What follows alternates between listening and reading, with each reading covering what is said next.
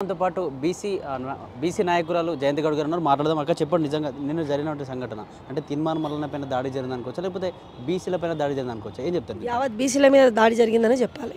ఎందుకంటే ఈరోజు బీసీ అని చెప్పుకుంటున్నట్టు కల్వకుంట్ల కవిత గారికి ఒక విషయం గుర్తు చేయాలి.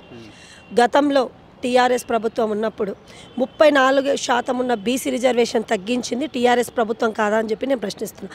మరి ఆ రోజు బీసీలు అని చెప్పి ఈరోజు పదవులు పోయిన తర్వాత పార్టీ లేనప్పుడు బీసీలని తలనెత్తుకొని మాట్లాడడం కరెక్ట్ కాదు. ఆ రోజు బీసీలకు ఉన్నటువంటి 34% ఉన్న రిజర్వేషన్ తగ్గించి 18% తగ్గించిన ఘనత టీఆర్ఎస్ పార్టీదే. మరి ఆ రోజు ఎందుకు ఈ కవితమ్మ మాట్లాడలేదు?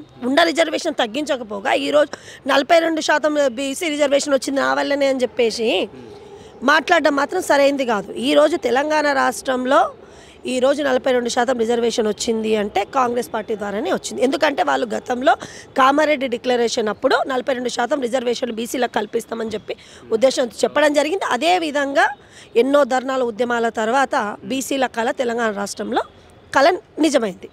ఈరోజు నేను చేసిన అంటే నువ్వు ఓసీ అయ్యుండి ఒక వెలమకి చెందిన నువ్వు ఈరోజు నేను బీసీలో ఆడపడుచును అంటే మరి బీసీలంతా ఎక్కడ పోవాలా? నువ్వు ఒక కురుమ కాదు, ఒక గౌడ కాదు, ఒక ముదిరాజు కాదు, ఒక చాకలి కాదు, ఒక పద్మశాలి కాదు, ఒక గౌడ కాదు, ఏ కులానికి చెందిందానివని నువ్వు బీసీల తెలంగాణ అంటే బీసీలలో తెలంగాణలో బీసీలు ఆడపడుచులు లేరా? ఏ విధంగా నువ్వు ఆడపడుచు అవుతావు? అంటే కేవలము బీసీలను మభ్యపెట్టడం కోసం ఇది ఒక దారి వెతుక్కుంది అని చెప్పడం చాలా క్లియర్గా కనిపిస్తుంది. ఈరోజు నన్ను తిట్టిరు అంటుంది. సరే, ఒక ఆడపిల్లగా నువ్వు ఒక శాసనమండలి సభ్యురాలివి, నిజంగా ఏదైనా తప్పు మాట్లాడుంటే దానికి నువ్వు వెళ్ళి ఎక్కడైనా కంప్లైంట్ ఇవ్వాలి. నీకు అన్యాయం జరిగింది కాబట్టి. అంతే తప్ప నువ్వు చట్టాన్ని చేతిలో తీసుకునే హక్కు అధికారం నీకు ఎవరిచ్చిరమ్మా? ఈరోజు తెలంగాణ ఆడపడుచుని అంటే మేమందరం ఎవరమ్మా? మేము తెలంగాణలో లేదా? మేము తెలంగాణలో పుట్టలేదా? అంటే నువ్వు ఒక్కదానివే తెలంగాణ రాష్ట్రానికి ఆడపడుచువా? ప్రతిసారి చెప్తూ ఉంటుంది బతుకమ్మ అంటే కవితమ్మ, కవితమ్మ అంటే బతుకమ్మ అంటే కవిత పుట్టిన తర్వాతనే మేము బతుకమ్మ పండుగ చేసుకుంటున్నామా? అంటే అంత ముందుకు బతుకమ్మ అనేది మేము ఎప్పుడు చేసుకోలేదా? ఈరోజు కవిత మాట్లాడే మాటలు ఎలా విన్నాయి అంటే ఇంతవరకేమో వాళ్ళ కుటుంబ సభ్యులు మభ్య పెడితే కొత్తగా ఈమె మొదలు పెట్టడానికి స్టార్ట్ చేసింది. ఈరోజు దాడి చేసిరండి, అక్కడ ఉన్న వాళ్ళంతా సామాన్యులు. ఈరోజు తీన్మార్ మల్లన్న మీద దాడిని మేము తీవ్రంగా ఖండిస్తున్నాం. అది చాలా తప్పు.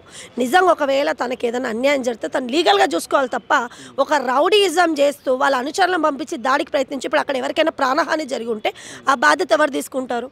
అదైతే వాళ్ళ సందర్భం. అంటే ఎవరు ప్రాణాలు పోయినా పర్వాలేదు, కానీ నేను గెలవాలనే ఉద్దేశంతో ఉండే ఇలాంటి మహిళలు రాజకీయ పరంగా ఎట్లా ఎదుగుతారండి? ఒకవేళ నేను శాసనమండలి సభ్యురాలి, నేను ఒక మహిళని అంటే మేమంతా మహిళలం కదా.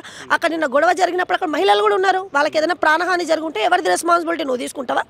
మహిళ అని చెప్పుకునే ముందు ఫస్ట్ నీకు ఏదైనా బాధ కలిగితే ఆ వేళ ఆలోచించు. అంతే తప్ప ఎవడేమైపోయినా పర్లేదు నేను గెలవాలన్న అంశంతో గతంలో నీ కుటుంబ సభ్యులు కూడా గెలవాలని ఆరాటపడి ఈరోజు పార్టీ లేకుండా పార్టీ ఎక్కడో కనుమరుగైపోయి కాంగ్రెస్ పార్టీ అధికారంలోకి వచ్చింది. ఇలాంటి అత్యుత్సాహం చూపించే గతంలో పార్టీ పోయింది.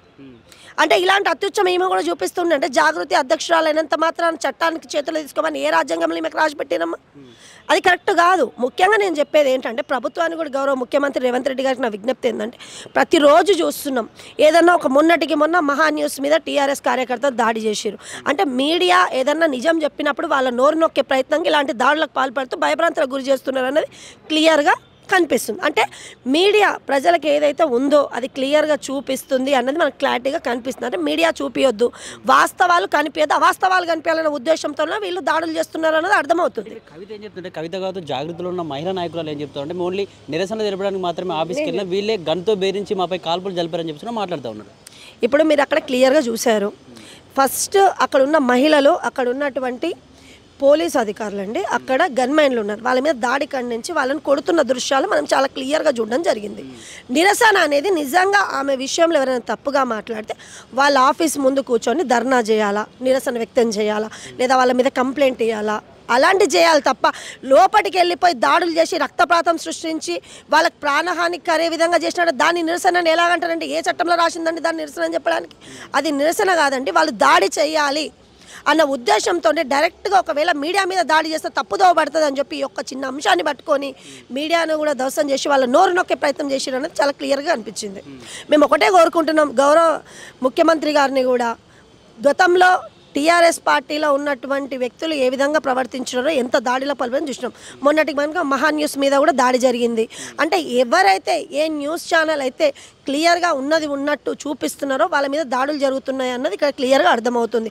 అంటే నిజాన్ని కప్పెట్టడం కోసం వాళ్ళని భయభ్రాంతులకు గురి చేసి నిజం బయటికి రావద్దని టీఆర్ఎస్ పార్టీ వాళ్ళు చేస్తున్నారు అన్నది చాలా క్లియరెన్స్గా అర్థమవుతుంది. తీన్మార్ మల్లన్న ఒక సభలో నేను పార్టీ పెట్టబోతున్నా అని చెప్పి ప్రస్తావించిన తెల్లారే ఇట్లా దాడి జరిగిన ఎట్లా చూడండి, నిజంగా తీన్మార్ మల్లన్న పార్టీ పెడితే కవితకైనా మైనస్ అయ్యే ఛాన్స్ ఉందని ఇట్లా జరిగిందని అనుకోవచ్చు దీనికి సంబంధించి? ఎందుకంటే ఒక మనిషి నిజాయితీగా ముందుకెళ్తున్నప్పుడు ఇలాంటి ఆటంకాలు మామూలే, అది ప్రతి ఒక్కరి విషయంలో జరిగింది. ఇప్పుడు నేను ఏమంటున్నా అంటే పార్టీ పెట్టొద్దు అన్నది ఒక అంశం అయితే, ఇలాంటి నోరు లేపి ఉన్నట్టు మాట్లాడే వాళ్ళ నోరు నొక్కేయాలి అన్నది గతంలో టీఆర్ఎస్ పార్టీ ఎన్నో సందర్భాల్లో చేసి చూపించింది. అందులో పర్టికులర్గా చూసినాం కూడా. ఇది కొత్త ఏం కాదు. గతంలో ఇప్పుడైనా మీ మీడియా వాళ్ళకి తెలియని విషయం కాదు, ఇప్పుడైనా మీరు కొంచెము మాట్లాడగలుగుతున్నారు. టీఆర్ఎస్ గవర్నమెంట్ ఉన్నప్పుడు ఏ మీడియా వాళ్ళు కూడా సరిగ్గా మాట్లాడలేని పరిస్థితి. ఏ మీడియా వాళ్ళు మాట్లాడితే వాళ్ళ మీద అక్రమాల కేసులు పెట్టి గతంలో తీన్మార్ మల్లన్న కూడా జైల్లో పెట్టిన చరిత్ర వాళ్ళదే. రఘు గారు అతను మీడియా పర్సన్, అతన్ని జైల్లో పెట్టిన సందర్భాలు ఉన్నాయి. అంటే నిజం మాట్లాడే వాళ్ళకి రక్షణ లేదు అని చెప్పడానికి మరోసారి టీఆర్ఎస్ పార్టీ వాళ్ళు చూపిస్తున్నారు అనేది క్లియర్గా అర్థమవుతుంది. మీరు చూసిరు కేటీఆర్ గారు కానీ కల్వకుంట్ల చంద్రశేఖర్ గారు కానీ ఏం మాట్లాడలేదు, మౌనంగా ఉన్నారంటే వాళ్ళు అంగీకరిస్తున్నట్టు నా కూతురు చేసింది తప్పని. ఇంతకు మించి ఏం కావాలి, వాళ్ళు ఏం మాట్లాడలేకపోతున్నారు. ఎందుకంటే పార్టీకి చెడ్డ పేరు వస్తుందని వాళ్ళకి అర్థమవుతున్నప్పటికీ కూడా ఇటు కూతుర్ని సమర్థించట్లేదంటే అర్థమైంది కూతురు తప్పు చేసిందని వాళ్ళు ఒప్పుకుంటున్నారు అనేది క్లియర్గా అర్థమవుతుంది. ఇప్పుడు నేను ఒకటే చెప్తున్నాండి, కల్వకుంట్ల కవిత గారికి నిజంగా మీకు బీసీల మీద చిత్తశుద్ధి ఉంటే గతంలో మీకు బీసీల ప్రేమ ఎక్కడికి పోయింది, అప్పుడు మీరు ఎందుకు మాట్లాడలేదు? అంటే మీరు రిజర్వేషన్ తగ్గించినప్పుడు కాబట్టి ఇప్పుడు కనుక ఒకవేళ ఇదే టీఆర్ఎస్ పార్టీ కనుక కొనసాగి ఉంటే ఇప్పుడు ఆమె బీసీల గురించి మాట్లాడేదే కాదు.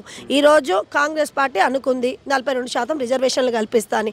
అదేవిధంగా ఎంతోమంది ఉద్యమకారుల పోరాట నిమిత్తం ఈరోజు తెలంగాణ రాష్ట్రం గౌరవ ముఖ్యమంత్రి గారు ఒక ఓసీ అయినప్పటికీ కూడా తెలంగాణ రాష్ట్రంలో రాహుల్ గాంధీ గారు ఇచ్చిన మాటని కట్టుబడి ఈరోజు తెలంగాణ రాష్ట్రంలో 42% రిజర్వేషన్లు ఇస్తా అన్నందుకు నిజంగా మాకు చాలా సంతోషంగా ఉంది.